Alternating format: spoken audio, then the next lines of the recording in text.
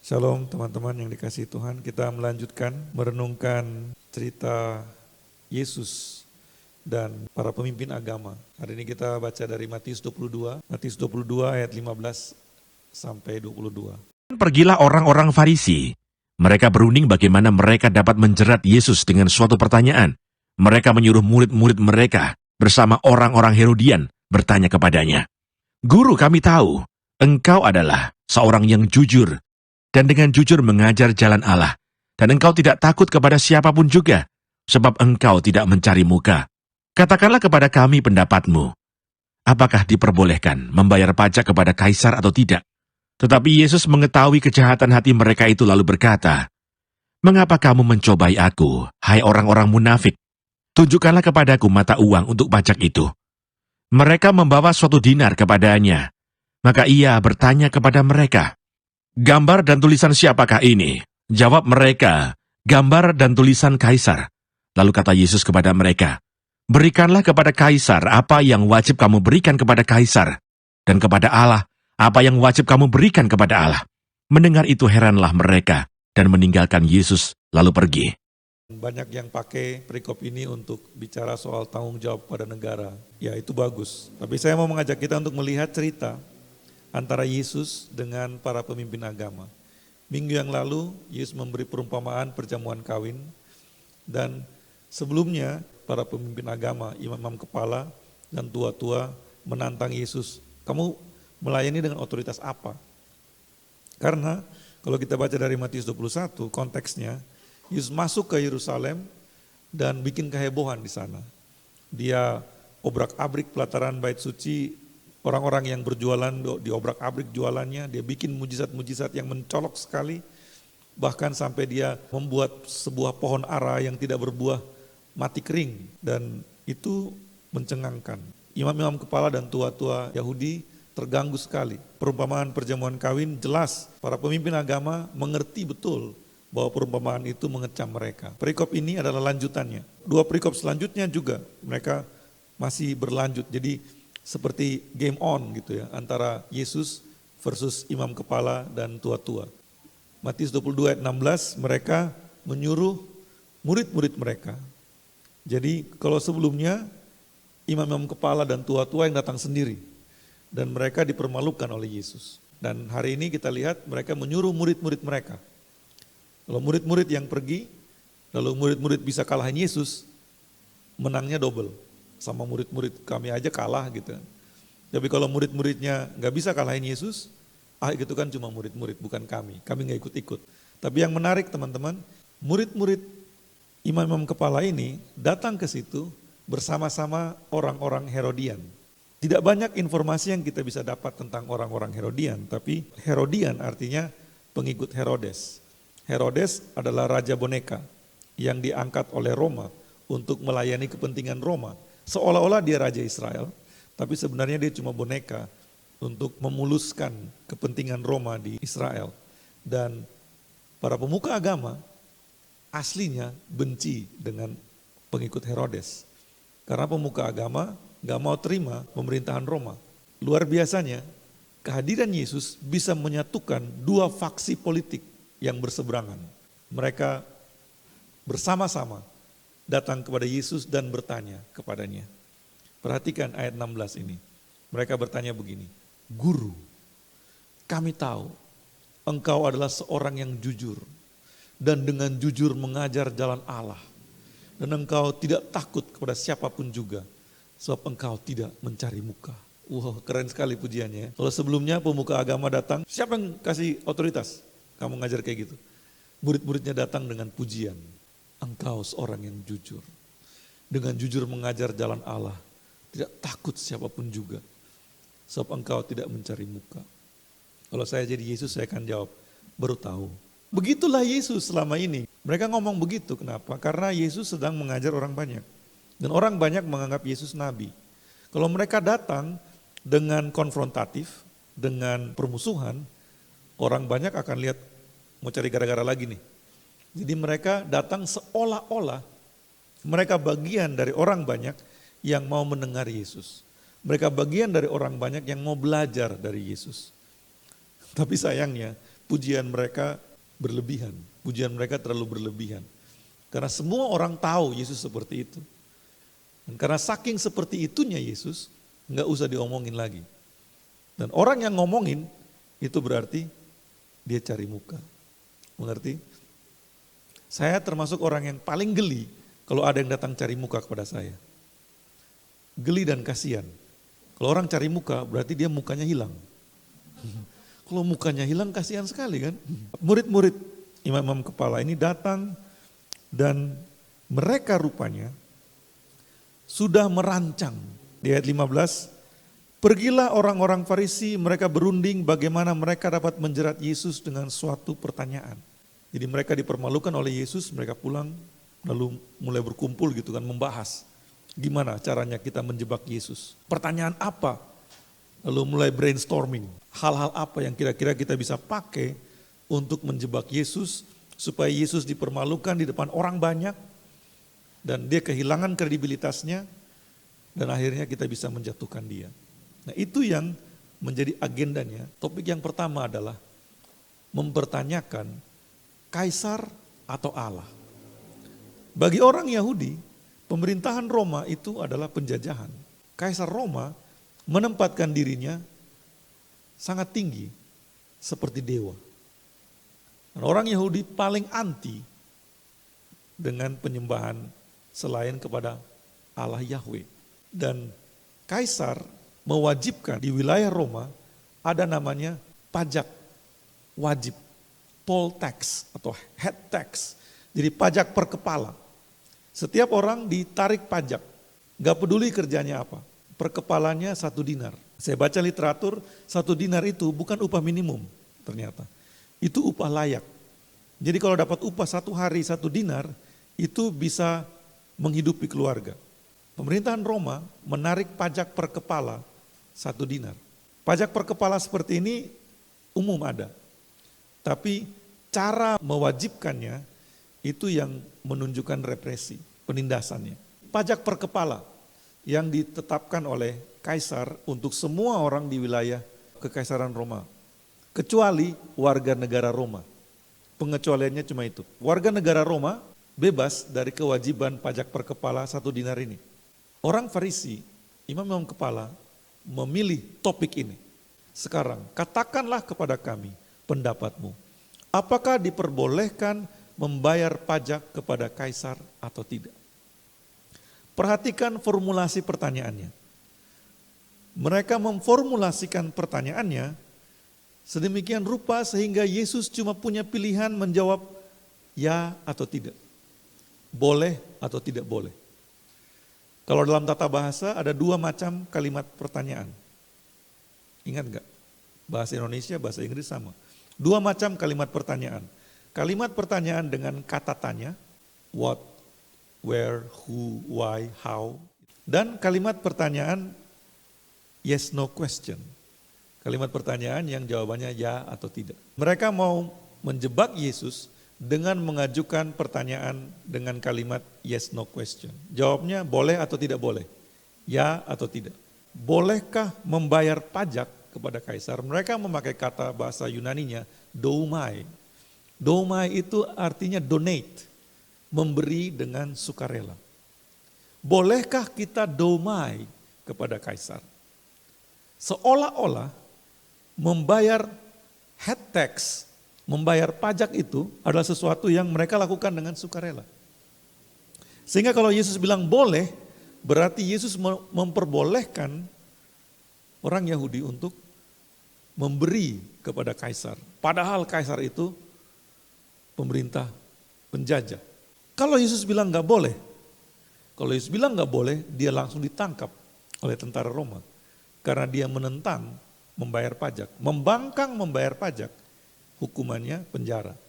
Di sini juga sama, membangkang membayar pajak, hukumannya penjara. Jadi mereka pikir, wah ini pertanyaan yang hebat sekali. Mereka jenius sekali, bisa dapat pertanyaan seperti ini untuk diajukan kepada Yesus. Apakah diperbolehkan membayar pajak kepada Kaisar atau tidak? Yesus jawabnya gimana? Mengapa kamu mencobai aku, hai orang-orang munafik? Di ayat 19, Yesus bilang apa? Tunjukkan kepadaku mata uang untuk pajak itu. Dan mereka membawa suatu dinar kepadanya. Ini ada satu detail kecil teman-teman yang menarik. Nah, orang Yahudi taat pada hukum Taurat. Hukum Taurat bilang jangan buat image apapun selain image Tuhan. Jadi jangan bikin gambar pahatan yang selain untuk Tuhan. Dan satu dinar, uang dinar itu ada gambar kaisar di situ. Sehingga orang Yahudi, orang Zelot bahkan gak mau pakai uang dinar. Dan saking kerasnya perlawanan mereka, pemerintah Roma memperbolehkan orang Yahudi untuk pakai uang mereka sendiri. Bukan uang dinar, tapi uang tembaga. Nilainya jelas di bawah dinar, 1 dinar. Jadi berapa uang tembaga baru sama dengan 1 dinar. Dan orang Yahudi yang mau taat hukum Taurat, harusnya mereka nggak mau pakai uang dinar. Mereka pakai uang tembaga. Tapi jelas kurang praktis kalau bawa-bawa uang tembaga itu. Kayak bawa koin gitu receh banyak, mending uang kertas. Yesus tanya kepada murid-murid orang Farisi ini, tunjukkan kepadaku mata uang untuk pajak itu. Ternyata mereka punya uang dinar. Gak konsisten dong dengan perlawanan terhadap penjajah. Harusnya mereka gak bawa uang dinar, harusnya mereka bawa uang tembaga. Tapi ternyata mereka punya uang dinar. Dan mereka tunjukkan gambar dan tulisan siapa. Di uang dinar itu ada gambar kaisar dan ada tulisan Tiberius Caesar August son of the divine Augustus high priest. Kaisar Tiberius Augustus, anak dari Agustus yang agung, imam besar. Di uang itu ada pernyataan penyembahan. Makanya orang Yahudi yang mau taat hukum Taurat nggak mau pakai uang dinar itu. Kata bahasa Yunaninya kaisaros. Lalu Yesus kasih ayat yang terkenal itu. Berikanlah kepada kaisar apa yang wajib kamu berikan kepada kaisar, dan kepada Allah apa yang wajib kamu berikan kepada Allah. Yesus nggak jawab dengan boleh nggak boleh. Mereka takjub dengan jawaban Yesus dan mereka pergi meninggalkan dia. Kalah mereka. Kata berikan, bahasa Yunani yang dipakai oleh Yesus adalah apodote, yang artinya give back, kembalikan. Murid-murid orang Farisi bilang donate. Apakah kita boleh donate? Apakah kita boleh memberikan dengan sukarela? Yesus jawabnya, kembalikan kepada kaisar. Give back, kembalikan kepada kaisar. Apa yang wajib kamu kembalikan kepada kaisar. Tapi kembalikan kepada Allah apa yang wajib kamu kembalikan kepada Allah. Disinilah inti dari cerita hari ini. Kita nggak usah jauh-jauh bicara soal peran orang Kristen, peran gereja dalam negara. Tapi kita perlu renungkan dulu soal kewajiban kita. Yesus tegas mengatakan, kita punya kewajiban. Kalau kita dapat sesuatu dari kaisar, kembalikan kepada kaisar apa yang wajib dia terima dari kita. Akan tetapi, hal yang sama juga berlaku dalam hubungan kita dengan Allah. Apa yang kita dapat dari Allah, kita wajib kembalikan kepada Allah apa yang memang milik Allah. Karena itu, perikop ini sebenarnya teman-teman, perikop yang bagus untuk merenungkan komitmen kita. Perikop yang bagus untuk membahas soal persembahan. Perikop yang bagus untuk membahas soal perpuluhan sebenarnya. Karena ini bicara soal komitmen, soal cinta dan komitmen. Cinta tanpa komitmen bukan cinta. Karena itu kalau kita bilang mencintai Tuhan, tentu kita committed. Kita punya komitmen untuk bersama dengan Tuhan. Kaisar atau Allah? Caesar or God? Apa milik kaisar? Uang dinar, kata Yesus. Uang dinar melambangkan sistem yang dibuat oleh kaisar, thus sistem yang dikendalikan oleh kaisar. Sistem ekonomi yang dibuat oleh kaisar dan dikendalikan oleh kaisar. Yang menjadi milik kaisar adalah apa yang dibuat oleh kaisar dan apa yang dikendalikan oleh kaisar. Sebagai warga negara, apa yang kita perlu kembalikan kepada negara adalah apa yang dibuat oleh negara dan dikendalikan oleh negara. Orang Kristen punya tanggung jawab untuk jadi berkat bagi negaranya. Karena itu kita tidak membangkang, memberontak terhadap negara. Dalam arti sistemnya. Ada sistem seperti ini, kita ikutin sistemnya. Oh jadi kita nggak boleh demo dong Pak. Ntar dulu. Belum selesai. Yesus bilang kan, render to Caesar what is Caesar's. Render to God what is God's. Kembalikan kepada Kaisar apa yang wajib kamu kembalikan kepada Kaisar. Kembalikan kepada Allah apa yang wajib kamu kembalikan kepada Allah. Milik Kaisar jelas. Kita bisa lihat milik Kaisar. Sama dengan yang menjadi milik Kaisar adalah apa yang dibuat dan dikendalikan oleh Kaisar.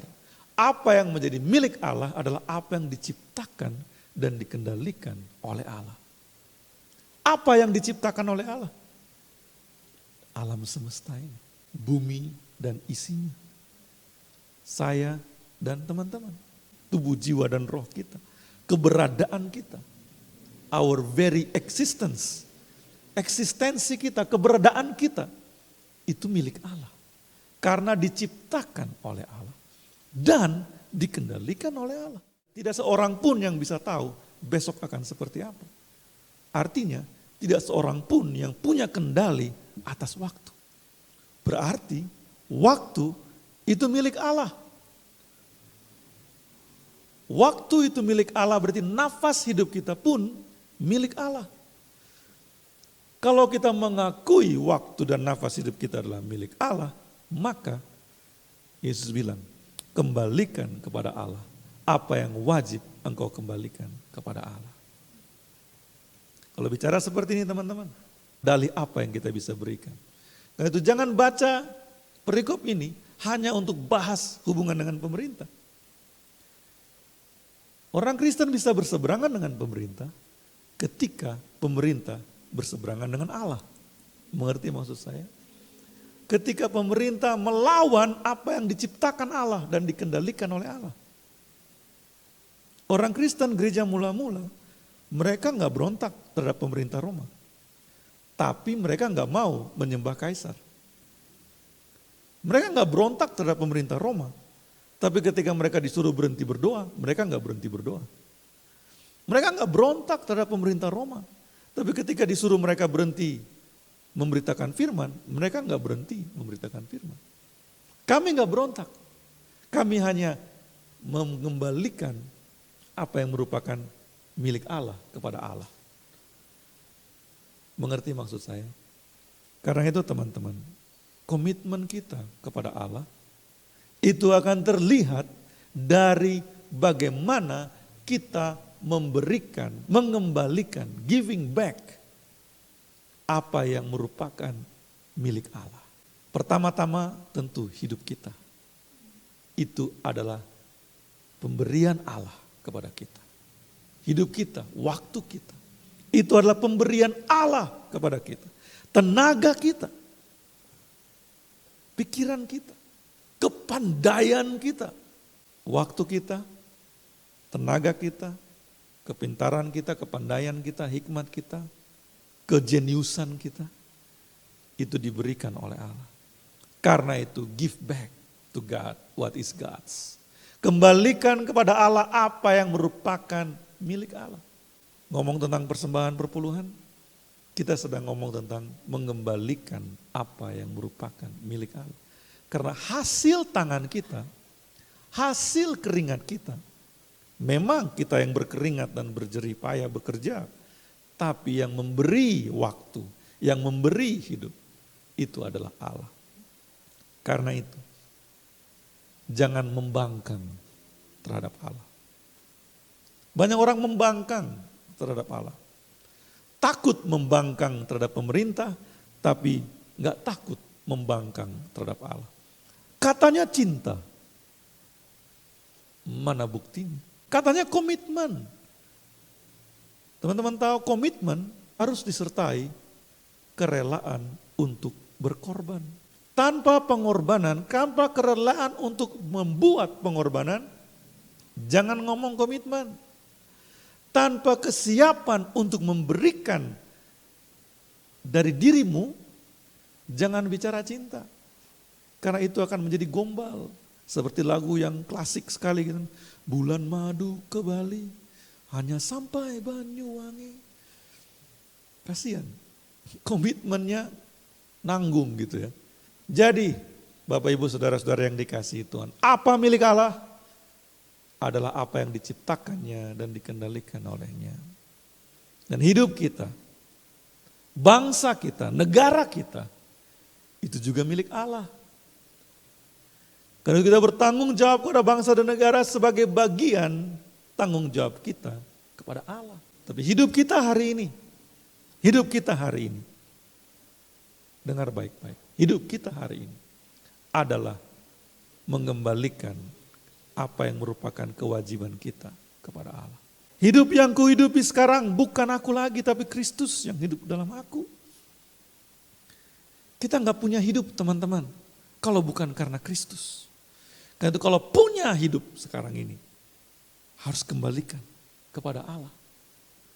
Itu orang Kristen yang mengerti kasih karunia Allah, tidak mungkin menyia-nyiakan waktunya sepanjang hari hanya main TikTok.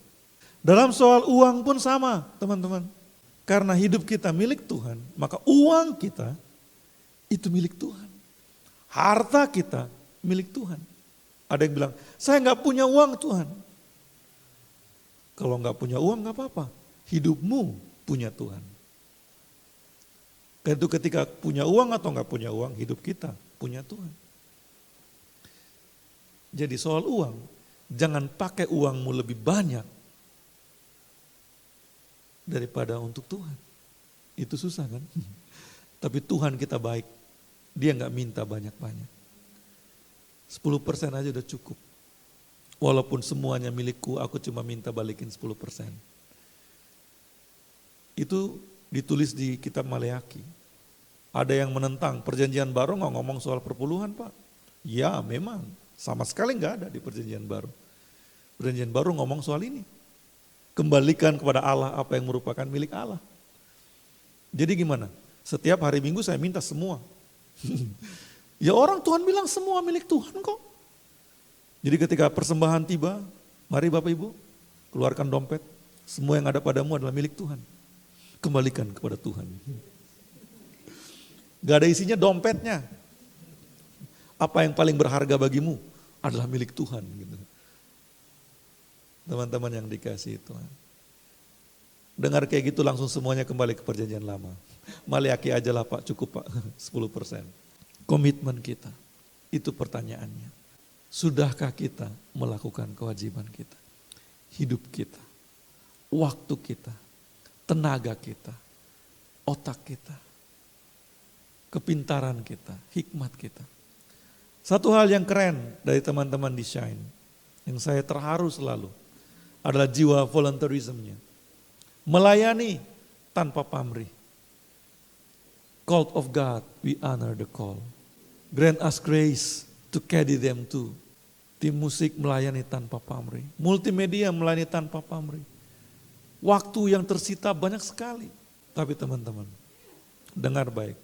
Ketika kita mengembalikan apa yang merupakan milik Tuhan, Tuhan itu baik. Dia bilang burung di udara, Tuhan pelihara. Bunga di padang, Tuhan dandani. Apalagi kita. Kita tidak akan kekurangan ketika kita melakukan kewajiban kita. Karena itu jangan kendor teman-teman. Jiwa volunteerismnya jangan kendor. Jangan terkooptasi, jangan tercemari oleh cara berpikir dunia yang apa-apa duit, apa-apa harus ada bayarannya. Kenapa? Karena Kristus sudah membayar lebih dulu dengan nyawanya. Sekurang-kurangnya teman-teman. Ketika kita melakukan kewajiban kita kepada Tuhan, sekurang-kurangnya satu hal kita bisa pastikan menjadi milik kita. Surga yang kekal milik kita. Karena itu hari ini saya mengajak kita semua. Semangat teman-teman. Lakukan kewajiban kita dengan semangat. Uang mungkin kita nggak punya banyak. Harta mungkin kita nggak punya banyak. Kemewahan mungkin kita nggak punya banyak. Tapi satu hal kita punya hidup. Dan hidup dalam kasih karunia. Mari kita berdoa. Bapa di surga, terima kasih untuk firman hari ini yang mengingatkan kami akan kewajiban kami. Terima kasih untuk firman hari ini yang mengingatkan kami bahwa hidup yang kami punya ini, kami punyai karena Allah yang memberikannya kepada kami. Dan hidup yang kami punya ini bukan milik kami sendiri, tapi adalah milik Allah. Lalu terimalah Tuhan apa yang kami kembalikan kepadamu sebagai milikmu. Pakai kami sebagai alat di tanganmu, tenaga kami, akal pikiran kami, waktu kami, uang kami. Kami mau menjawab panggilanmu Tuhan. Dan kami mau melakukannya dengan setia. Tolong kami.